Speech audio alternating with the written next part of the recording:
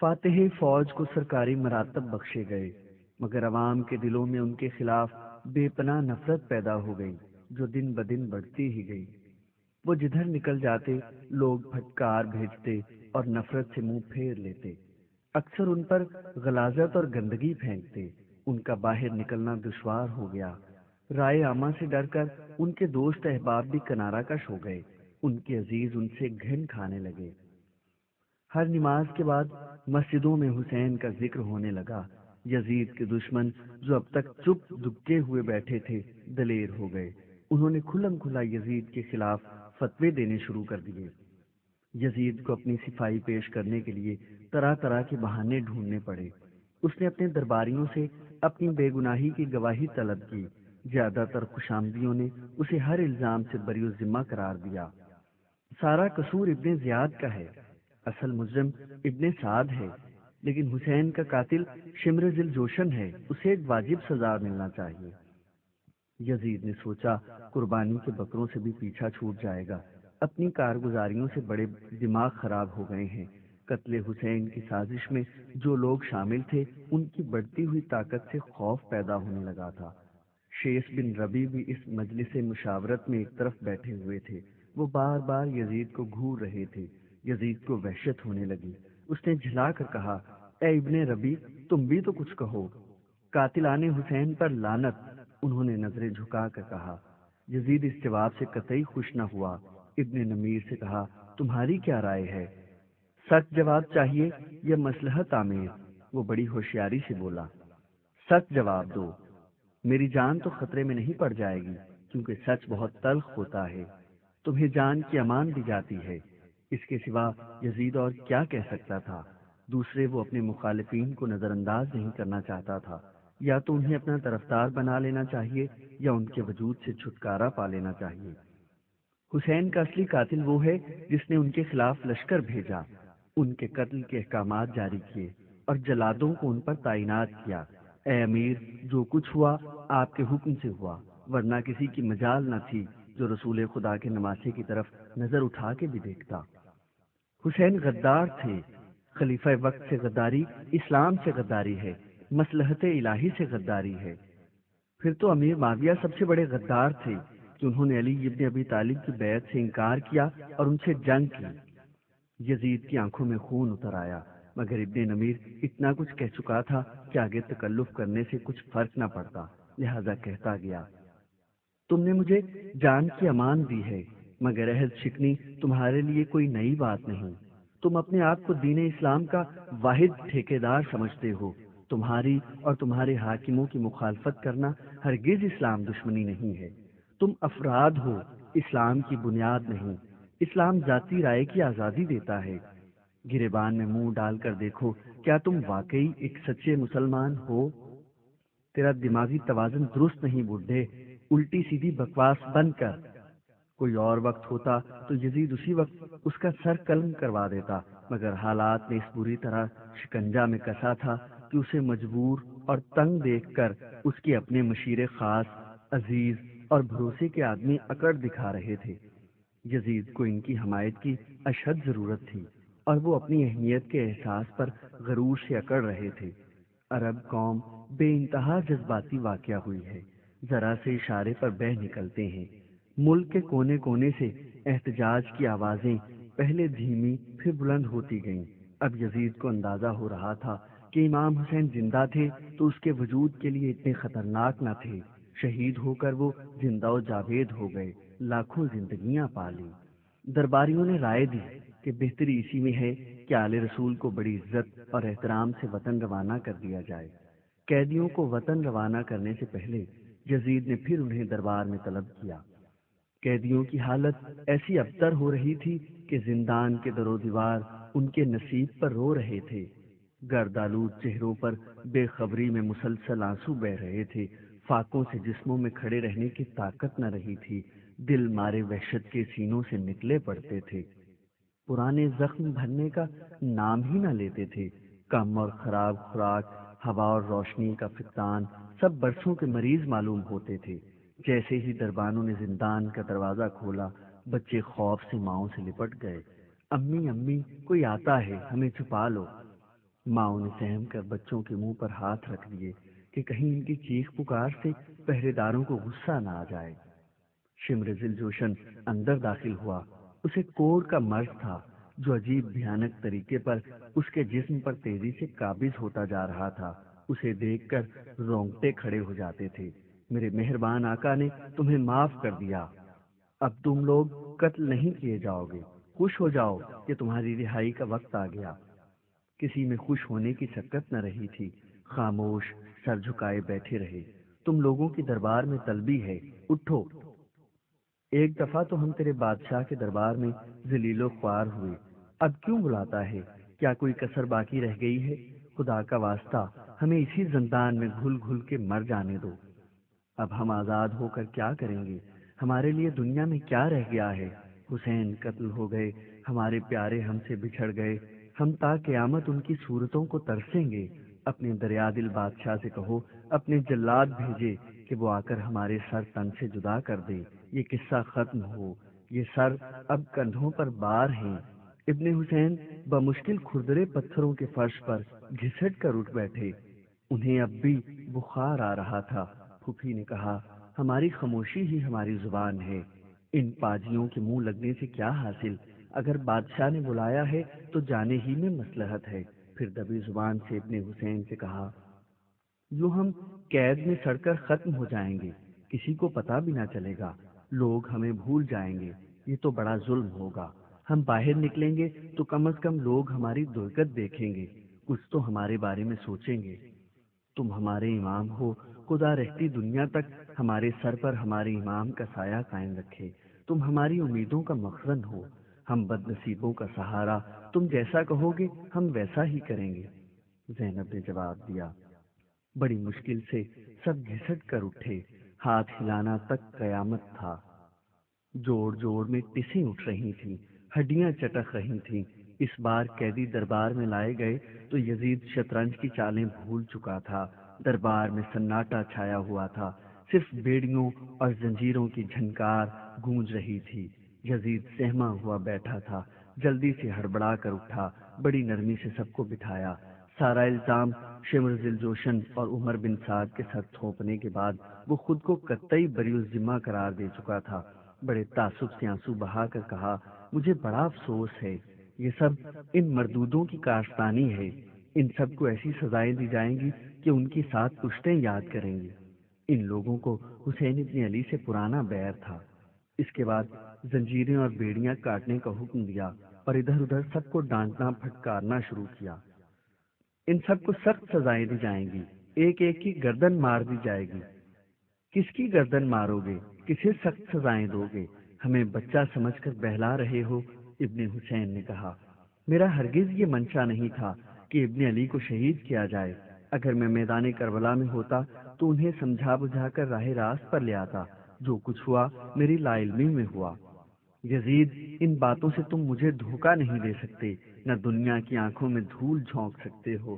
تم لاکھ پردے ڈالو، حقیقت چھپ نہیں سکتی۔ حسین کا یہ لہو رنگ لائے گا۔ تمہاری ذہن میں بجھی باتیں بڑی تکلیف دہ ہیں۔ اگر تم اسی وقت جلادوں کو بلا کر ہماری گردنیں اڑا دو تو ہم بڑے احسان مند ہوں گے۔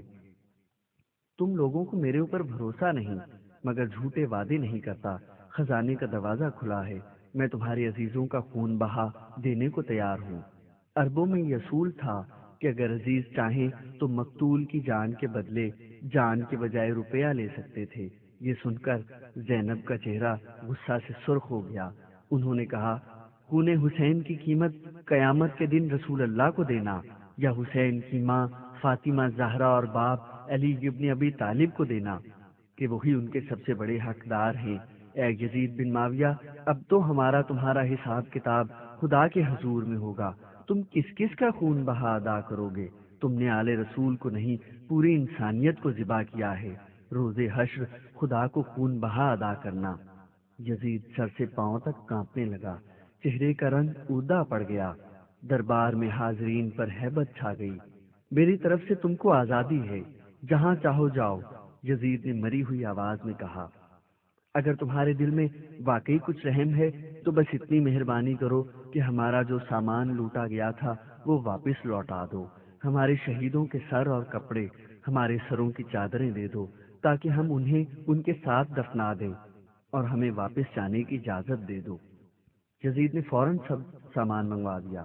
کٹی پھٹی خون میں ڈوبی عبائیں اور چادریں، تار تار امامیں دیکھ کر یزید کے درباریوں کے جسموں میں خوف اور دہشت سے کپ کپی دوڑ گئی، جیسے وہ شہید جن کے برہنہ جسم کربلا کے میدان میں کچلے پڑے تھے سروکد اٹھ کھڑے ہوں۔ یزید نے سہم کر آنکھوں پر ہاتھ رکھ لیے، ایک انجانے خوف سے جسم لرزنے لگا۔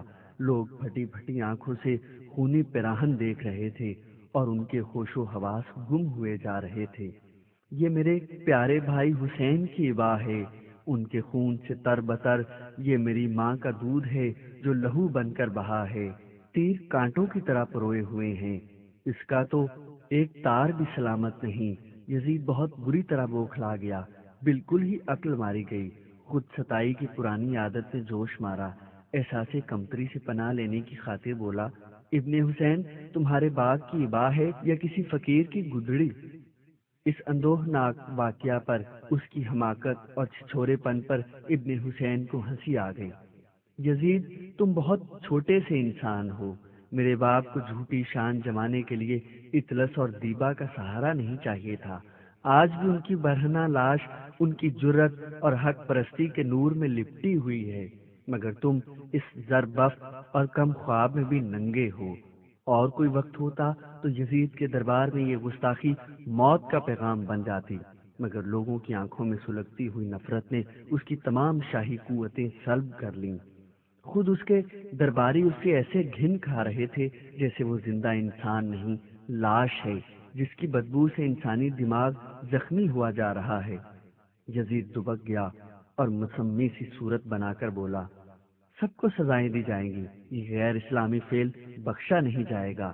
جو انعام و اکرام کی امیدیں لگائے بیٹھے تھے چکنے ہو گئے، انہیں یزید پر کبھی پوری طرح بھروسہ نہ ہوا۔ کپڑوں کے ڈھیر میں سے بانو نے علی اکبر کی پوشاک پہچان کر گھسیٹ لی۔ کس ارمان سے پھوپھی نے یہ جوڑا تیار کیا تھا؟ یہ تو بالکل نئی پوشاک تھی، کیوں ماں کے دل کی طرح ٹکڑے ٹکڑے ہو گئی۔ علی اکبر، جاتے وقت تم نے یہ تو نہیں کہا تھا واپس نہ لوٹو گے، ہم شکل نبی کے دیدار سے پھر آنکھیں ٹھنڈی نہ ہوں گی؟ ام رباب نے اپنی ردا کھینچ کر سر پر ڈالی تو ساتھ میں علی اصغر کا ننھا سا خون میں ڈوبا ہوا کرتا الجھا چلا آیا۔ جلدی سے اٹھا کر آنکھوں سے لگایا اور بے اختیار چومنے لگی۔ دیکھو تو میرے لال کے نئے کرتے کی کیا گت بن گئی۔ جب میرے لال کے گلے پر سیفلا تیر لگا تو دودھ کے بجائے جیتا جیتا خون اگل دیا۔ یا اللہ، میرا دودھ لہو ہو گیا۔ میرے بچے، میرے چاند، ماں راتوں کو اٹھ کر تجھے ڈھونڈتی ہے، اپنی خالی گود دیکھ کر وہم آتا ہے۔ اللہ جانے اس جنگل میں تم پر کیا بیت رہی ہوگی۔ میرے چاند، تم تو فاختہ کے پروں کی آواز سے چونک اٹھتے تھے، وہاں اکیلے کیسا ڈر لگتا ہوگا میری جان۔ زینب نے بڑھ کر رباب کو سینے سے لگا لیا۔ نہ رو میری شہزادی، بد نصیب ماں، تیرا لال اپنے بابا کی گود میں محو آرام ہے۔ میں نے عالم خواب میں دیکھا ہے رسول خدا اپنے نواسے کو میدان کربلا میں ڈھونڈ رہے ہیں۔ میری ماں کی گود میں مقتول بیٹے کی کچلی ہوئی لاش ہے۔ فاطمہ زہرا خون کے آنسو رو رہی ہیں، اور میں نے اپنے باپ کو بھی خواب میں دیکھا، شیر خدا کے ہاتھوں میں ذوالفقار کے بجائے دل کے ٹکڑے ہیں۔ امی، یہ سکینہ کے بندے ہیں، یہ سفید موتی لال کیوں ہو گئے؟ کبرا کی ہتھیلی پر موتی خون کی بوندوں کی طرح لرز رہے تھے۔ اچانک جیسے سانپ نے ڈس لیا، سہمے سہمے ہاتھوں سے قاسم کا امامہ آنکھوں سے لگا لیا، بجلیاں سی کوند گئیں۔ وہ بچپن کا ساتھ، ہنستا ہوا چہرہ، مسکراتے ہوئے پرشوق لب، وہ پل بھر کی شادی، وہ مہکتا ہوا جسم، قاسم بن حسن، بے وفا محبوب، گھوڑوں کی ٹاپوں سے کچلا ہوا جسم۔ کبرا بے ہوش ہو کر وہیں ڈھیر ہو گئیں۔ بھائی نے بہن کو ہاتھوں پر اٹھا لیا، ناتواں جسم میں نہ جانے کہاں سے جان آ گئی۔ درباریوں کا عجب عالم تھا، نظریں جھکی ہوئی تھیں، ہونٹ سلے ہوئے تھے، اشک جاری تھے۔ یزید پر انجانا بوجھ ڈھہ پڑا، دم گھٹنے لگا، گھبرا کر چاروں طرف دیکھا، خوش آمدیوں کی آنکھوں میں غیریت اور بیگانگی نظر آئی۔ تم جو کچھ چاہو میں حاضر کرنے سے گریز نہ کروں گا۔ جو مانگے گے وہ دو گے؟ زینب بنت علی نے پوچھا۔ ضرور، تو مجھے رونے کی اجازت دے دو۔ ابن معاویہ، اگر تیرا دل پتھر کا نہیں تو مجھے جی بھر کے رو لینے دے۔ جب سے میرے بھائی شہید ہوئے رونے کی مہلت نہ ملی، میری آنکھوں سے ایک آنسو نہ بہا۔ یہ رکے ہوئے آنسو میرے دماغ کے پرخچے اڑائے دیتے ہیں۔ تو مجھے رونے کی اجازت دے دو، تو مجھے جی بھر کے رو لینے دے۔ جب سے میرے بھائی شہید ہوئے رونے کی مہلت نہ ملی، میری آنکھوں سے ایک آنسو نہ بہا۔ یہ رکے ہوئے آنسو میرے دماغ کے پرخچے اڑائے دیتے ہیں۔ میں یہ آنسو بہانا چاہتی ہوں۔ ہمیں ایک مکان دے دو، ہم جانے سے پہلے اپنے دل کی بھڑاس نکالیں گے۔ یزید نے فوراً حکم دیا کہ انہیں ایک علیحدہ مکان میں پہنچا دیا جائے۔ غم حسین کی یہ پہلی مجلس تھی۔ لوگ دور دور سے آ کر جمع ہو گئے۔ زینب نے شروع سے لے کر آخر تک ایک ایک واقعہ بیان کیا، اپنا کلیجہ نکال کر رکھ دیا۔ اون و محمد کی شہادت، قاسم کا قتل، علی اکبر کی جمع سال لاش کی بے حرمتی، معصوم 6 مہینے کے لیے اصغر کے حلق میں اٹکا ہوا ترپھلا تیر، عباس کے کٹے ہوئے بازو، ان کے خون میں ڈوبا ہوا علم اور لہو میں لتھڑی ہوئی مشق، پھر حسین کی تنہائی اور بے بسی، شمر کا ان کے سینے پر چڑھ کر سر جدا کرنا، نیزوں پر سروں کی بے حرمتی اور چھنی ہوئی ردائیں، سکینہ کے لہو لہان کان، ابن علی کے پیروں کی بیڑیاں، علی اصغر کا خالی پالنا، جلے جھلسے خیمے، غرض ایک ایک واقعہ درد اور سوز سے بیان کیا کہ سننے والے غم اور غصے سے دیوانے ہو گئے۔ یزید بے طرح گھبرا گیا اور جلد از جلد ان لوگوں کو رخصت کرنے پر اصرار کرنے لگا۔ اس نے ان کے ساتھ 500 سوار روانہ کیے جو سب کے سب ان سے دلی ہمدردی رکھتے تھے۔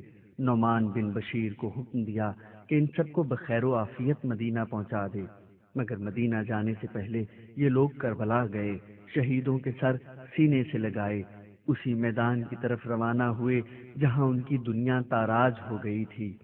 لوگ راستے میں ملتے زینب اور کلثوم حالات کربلا دہراتی، ان کی جادو بیانی اور پھر غم حسین، راہ میں مجلسیں جم جاتی، ایک آگ سی بھڑکتی جاتی۔ جب یہ لوگ کربلا پہنچے تو معلوم ہوا کہ لاشیں قبیلہ بنی اسد کے افراد نے دفن کر دی ہیں، جہاں جو شہید ہوا تھا وہیں دفن کر دیا۔ ان لوگوں نے ان کے سر بھی ساتھ سپرد خاک کر دیے۔ فاطمہ کبریٰ قاسم بن حسن کی لحد پر بے جان ہو کر گر گئیں۔ اب میں اپنی زندگی انہی کی تربت پر گزار دوں گی۔ انہوں نے ضد کی، میرے لیے دنیا اندھیر ہو چکی ہے، میں اپنی زندگی کے ساتھی کو اس بیاباں میں اکیلا چھوڑ کر نہیں جاؤں گی۔ لوگوں نے سمجھایا بجھایا، غم اور ناتوانی سے بار بار بے ہوش ہو جاتی۔ آخر انہیں محمل میں لٹا دیا اور مدینے کی طرف روانہ ہونے کا قصد کیا۔ زینب بنت علی کا عجب حال تھا، بار بار حسین کی قبر سے رخصت ہو کر محمل میں سوار ہوتی، پھر جی نہ مانتا واپس آ کر قبر پر گر جاتی۔ میری دنیا تو اس میدان میں سو رہی ہے، جی چاہتا ہے یہیں ایک کونے میں جھونپڑی ڈال کے بیٹھ جاؤں۔ آپ بھول رہی ہیں، آپ اس بچے کچے قافلے کی سردار ہیں، تمام شیرازہ بکھر جائے گا، آپ کے سہارے تو ہم زندہ ہیں، آپ سب کو مدینے پہنچائیے۔ لوگوں نے کہا، مدینہ کیا منہ لے کر جاؤں گی، سغرا کو کیا جواب دوں گی، وہ پوچھے گی میرے پیاروں کو کہاں چھوڑ آئیں، مدینہ والوں سے کیسے آنکھیں ملاؤں گی، کیسے کیسے پھول کملا گئے، میں کیوں زندہ بچ گئی؟ اس لیے کہ آپ کو ابھی جینا ہے، ایک آپ ہی دنیا والوں کے سوالوں کے جواب دے سکتی ہیں۔ کیا آپ نے بابا جان کا حکم بھلا دیا؟ ہمارے امام نے کیا فرمایا تھا؟ کیا ان کی قربانی بیکار جائے گی؟ ان کا لہو ریت نے جذب کر لیا اور دنیا غافل سوئی پڑی ہے۔ نہیں پھوپھی جان، ہماری زندگی کا بس ایک ہی مصرف ہے کہ ہم دنیا بھر کو بتائیں کہ کس طرح ایک زبردست طاقت نے مٹھی بھر انسانوں کو چاروں طرف سے گھیر کر ختم کر دیا۔ ہم جتا دیں گے، ہم ختم نہیں ہوئے، جب تک سچائی اور انصاف کا جذبہ زندہ ہے ہم زندہ ہیں۔ ہم دنیا پر ثابت کر دیں گے کہ حق کتنا روشن اور جاندار ہے۔ جب کبھی زبردست کمزور اور مجبور کو غارت کریں گے ہم زندہ ہو جائیں گے۔ جب معصوموں کا خون بہے گا خون حسین اور سرخ ہو جائے گا۔ لوگ حسین کا نام لے کر ظلم کا مقابلہ کرنے پر ڈٹ جائیں گے۔ فتح موت اور زندگی کے بندھنوں سے آزاد ہے۔ فتح صرف سچے خیال کی ہوتی ہے۔ زینب نے آخری بار قبر کو بوسہ دیا اور جلد ہی بھائی سے جا ملنے کا ارمان لیے محمل میں سوار ہو گئیں۔ مدینہ کی طرف روانہ ہوئے۔ راستے میں ہر شہر اور قصبہ کے لوگ ارد گرد جمع ہو جاتے۔ جو قافلے والوں سے سن کر جاتے وہ اپنے بھائی بندوں اور اپنے شہریوں کو سناتے۔ اس طرح جو کچھ کربلا میں آل رسول پہ بیتی تھی گھر گھر کی کہانی بن گئی۔ لوگ جمع ہوتے، حالات سنتے، ماتم کرتے۔ ہزاروں شاعروں اور ادیبوں کے دل ہل گئے اور ان کے قلم جنبش میں آ گئے۔ ایک ایک واقعہ سوز اور نوحے کی صورت میں عوام کے دلوں کو چھونے لگا۔ گھر گھر مجلسیں منعقد ہونے لگیں۔ لوگ جمع ہوتے، حالات سنتے اور سر دھنتے۔ حسین سے عقیدت بڑھتی گئی۔ ان کے قاتلوں سے نفرت اس سے بھی تیزی سے بڑھتی گئی۔ لوگوں نے ان کے قاتلوں کی زندگی دشوار کر دی۔ ان کے لیے سماج میں زندہ رہنا دشوار ہو گیا۔ یہ وہ آگ تھی جسے بجھانا بڑی سے بڑی طاقت کے بس کی بات نہیں۔ جب ایک جذبہ عوام میں جنم لے کر ابھرتا ہے تو کوئی طاقت اسے دبا نہیں سکتی۔ حکومت کو بہت زبردست طاقت سے مقابلہ کرنا پڑا۔ عوام کی بھپری ہوئی طاقت نہتے اور مجبور انسان جب کسی بات کے حق میں فیصلہ کر لیتے ہیں تو انہیں دبانا اور کچلنا ناممکن ہو جاتا ہے۔ عوام کے ریلے کے سامنے بڑی بڑی حکومتیں تنکوں کی طرح بہہ جاتی ہیں۔ جب قافلہ مدینہ پہنچا تو وہاں کے شہریوں کو پورے حالات کی اطلاع نہیں پہنچی تھی۔ قافلے کے ساتھ واقعات کے گواہ جلے ہوئے خیمے تھے، علی اصغر کا خالی پالنا تھا، خون میں ڈوبے لباس تھے۔ شہر کے دروازے پر قافلہ رک گیا اور زینب نے کہا، اے مدینہ والو، میری ہمت نہیں ہو رہی ہے کہ شہر کے اندر قدم رکھوں۔ اسی دروازے سے بھرا پڑا خاندان سفر پر روانہ ہوا تھا۔ آج اپنا سب کچھ لٹا کر یہ قافلہ واپس لوٹا۔ ہمارے پاس کچھ نہیں، صرف یہ جلے ہوئے خیمے ہیں، یہ پھٹی جلی ردائیں ہیں، علی اصغر کا خالی پالنا ہے اور سوگوار زلجنا ہے۔ رسول خدا کے نواسے کربلا کے میدان میں 3 دن کے پیاسے شہید ہوئے۔ ان کی نظروں کے سامنے ان کے بیٹے اور بھائی ذبح کیے گئے۔ 6 ماہ کے لیے اصغر نے سہ پھلا تیر کھا کر بدنصیب باپ کے ہاتھوں میں دم توڑ دیا۔ فاطمہ صغرا نے جب یہ سنا تو ایک دل دوز آہ کلیجے سے نکلی اور وہیں خاک پر گر کر بے ہوش ہو گئیں۔ ام البنین نے جب اپنے 4 بیٹوں کی شہادت کی تفصیل سنی تو سجدہ شکر بجا لائیں کہ ان کے بیٹے امتحان میں پورے اترے، مگر ماں کا دل بے قرار ہو رہا تھا۔ بڑے درد سے بولیں، لوگوں، میں نے کسی کا کیا بگاڑا تھا جو میری دنیا میں آگ لگا دی، میرے مکان کے 4 ستون ڈھا دیے۔ میں جو بیٹوں کی ماں کہلاتی تھی آج میری گود سونی ہے۔ نئی بیاہی دلہنیں میرے آنچل کے سائے کو مبارک سمجھتی تھیں کہ خدا ان کی گود بھی بھر دے، پر آج میری گود خالی ہے۔ میرا خون کربلا کی ریت پر رل گیا ہے۔ اب میں کیوں زندہ ہوں؟ ناشاد و نامراد قافلے کی واپسی پر مدینے میں طوفان پھٹ پڑا جس نے حکومت کی بنیادیں جھنجھوڑ ڈالیں۔ غم حسین غم جہان بن گیا۔ حسین کے قاتلوں کے لیے جینا 2 بھر ہو گیا۔ کتنے ہی ان میں سے پاگل ہو گئے۔ بہتوں نے اپنے ہاتھوں اپنی جان لے کر قصہ پاک کیا۔ لوگ ان کی جانوں کے دشمن ہو گئے، انہیں ڈھونڈ ڈھونڈ کر قتل کیا، خاندان کے خاندان تباہ کر دیے۔ ہزاروں نے دوسرے ملکوں میں گمنامی اختیار کر لی۔ جگہ جگہ مجلسیں ہونے لگیں، لوگ نوحے اور مرثیے پڑھتے اور ماتم کرتے۔ حکومت کی طرف سے حسین کا سوگ منانے والوں پر پابندیاں عائد ہو گئیں۔ اس پر عوام اور بھی بپھر گئے، سرعام چوراہوں پر ماتم ہونے لگے، اور سختی ہوئی، غصہ اور غم بڑھا، دور دور کے ملکوں تک غم حسین پھیل گیا۔ عرب قوم بڑی جذباتی ہے، جتنی پابندیاں ہوئیں اتنا ہی غم و غصہ بڑھا۔ ماتم حسین یقین اور ایمان کا جز بن گیا۔ ماتم میں اور شدت پیدا ہوئی، لوگ زنجیروں اور چھریوں سے ماتم کرتے، ان پر ظلم ہوتے، سولیاں دی جاتی، مگر بجائے خوف زدہ ہونے کے ان کی جگہ ہزاروں ماتم کرنے والے اٹھ کھڑے ہوتے۔ ماتم کی آواز سن کر یزید پر کرب طاری ہو جاتا، دماغ بیکار ہونے لگتا، راتوں کی نیند حرام ہو جاتی، کوئی تدبیر اظہار غم کو ممنوع قرار دینے کی کام نہ آئی، حکومت کی بنیادیں ہل گئیں۔ یزید نے ذہنی خلفشار سے عاجز ہو کر جان دی۔ امیر معاویہ کے خواب پاش پاش ہو گئے۔ حکومت کی باغ دوڑ عباسیوں کے قبضہ میں آئی۔ یزید کا نام شیطان کے ساتھ وابستہ ہو گیا۔ آج 1400 سال کے بعد بھی دنیا کے ہر حصے میں غم حسین کروڑوں انسانوں کے دلوں میں سمایا ہوا ہے۔ محرم کے مہینے میں اسی شدت سے قتل حسین کی یاد تازہ ہو جاتی ہے، مجلسیں منعقد ہوتی ہیں، واقعات کربلا دہرائے جاتے ہیں۔ صدیاں گزر جانے کے بعد بھی دنیا حسین ابن علی اور ان کے رشتہ داروں اور دوستوں کو نہیں بھولی ہے۔